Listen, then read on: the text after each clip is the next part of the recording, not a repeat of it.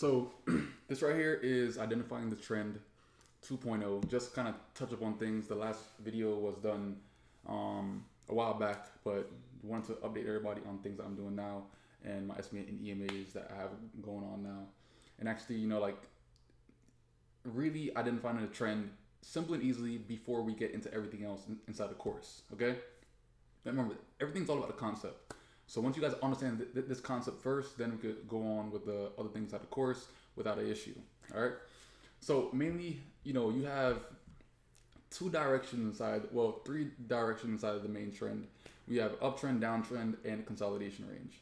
All right. So uptrend, you have your higher high points and higher low points. For example, you have higher high, a higher low, a higher high, a higher low, a higher high, a higher low, a higher high, and then pretty much like right here, you have like a short-term break structure.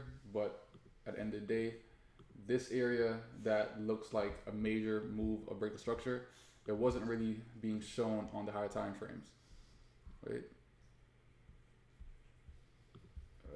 Daily.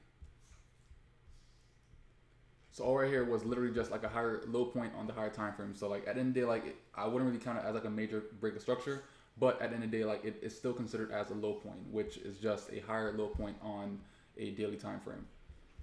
All right, so at the end of the day, like you're always gonna have noise and everything based off of the lower time frames, but that's why if you have noise on lower time frames, just zoom out to higher time frames to pretty much clear up what's going on, like at a noisy area, so you can identify something a bit clearer. All right, so higher high points, higher low points on an uptrend, lower low points and lower high points on a downtrend, and I also actually use my SMA and EMAs. So the SMA and EMAs that I do use is the EMA 8 and SMA 18. To actually get these, we right click, go on insert indicator, and then I type in this moving, and then you're gonna see moving average exponential and moving average, which gives you your normal SMA, and your EMA is gonna be moving average exponential. So once those are actually put on, you insert these lengths or periods, 8 for EMA and 18 for SMA. And beyond there, like on uptrend, on higher high points, higher low points, I'm also going to be looking at my SMA and EMA just to make sure that the blue EMA is above the red EMA the entire time. And once you actually have a break of structure and everything else, then you're having lower low points and lower high points, as well as you're having the red SMA over the blue EMA the entire time on the downtrend. All right. So identifying a trend is not hard. It's literally common sense. If a trend is going down, you're on a downtrend. If a trend is going up, you're on an uptrend. And and like I always try to go for higher time frames first. Bless me. I always try to go for higher time frames first because it kind of helps you clear up all the noise and everything that you might encounter on lower time frames. So if you have a noisy chart, go on a higher time frame just so you can see your overall trend a lot clearer. For example, this right here is the daily chart. You have your blue over the red, and you're in an overall uptrend. The market's making higher high, and like low points. So at the end of the day, like it's still on an overall uptrend. But on a bigger scale, such as the monthly chart and the weekly chart, you're in on just a consolidation range throughout this entire area. So a lot of this has to do with time frame correlation.